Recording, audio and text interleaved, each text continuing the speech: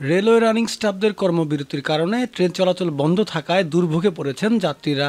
বাধ্য হয়েই অনেকেই ভোগান্তি সয়ে সড়ক পথে গন্তব্যে ছুটছেন। এছাড়া ট্রেন চলাচল বন্ধ থাকায় পণ্য পরিবহনও বন্ধ রয়েছে।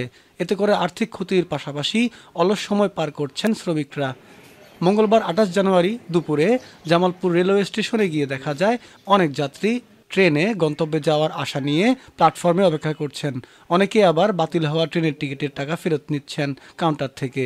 তবে স্টাফদের কর্মবিরতির বিষয়টি সম্পর্কে রেলওয়ে বিভাগ আগে থেকে জানায়নি, যা নিয়ে যাত্রীরা ক্ষোভ প্রকাশ করেছেন। আমি স্টেশনে এসে দেখি ট্রেনে বন্ধ, এটা আমি আগে জানতামও না। এখন আবার ঢাকা যাওয়া অতীব জরুরি, কিন্তু সেই ক্ষেত্রে ট্রেন না থাকার কারণে আমার মতো বহু যাত্রী তারা খুব দুর্ভোগের শিকার হচ্ছেন। আমি সরিষাবাড়ি থেকে আসছি, জামালপুর স্টেশনে ঢাকা যাবো, তো আইসা থেকে ট্রেন বন্ধ, তাহলে আমি কি করে ঢাকা যাবো? স্টেশনে আসছি ট্রেনের জন্য, ট্রেন পারলাম না, আমি খুব সমস্যায় পড়লাম, আমি কিভাবে যাব।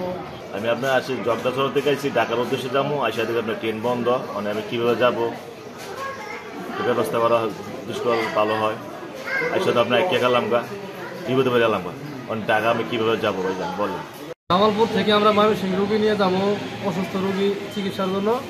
স্টেশনে আইসে দেখি আসলে ট্রেন চলাচল বন্ধ, তারা অবরোধ থাকি কিসের জন্য, আমরা সাধারণ জনগণ তো ভোগান্তি।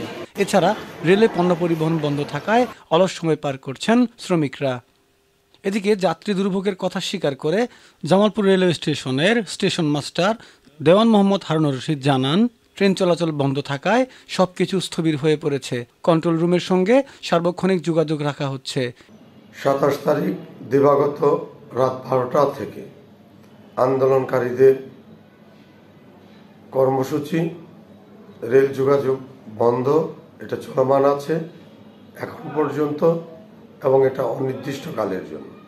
আমরা আশা করছি বাংলাদেশ রেলওয়ে মন্ত্রণালয়, অর্থ মন্ত্রণালয়ের সমন্বয়ে এটা সুন্দর সুরাহা দেবেন, যাতে যাত্রী ভোগান্তিতে পড়েছে সেখান থেকে তারা মুক্ত হতে পারে ইনশাআল্লাহ।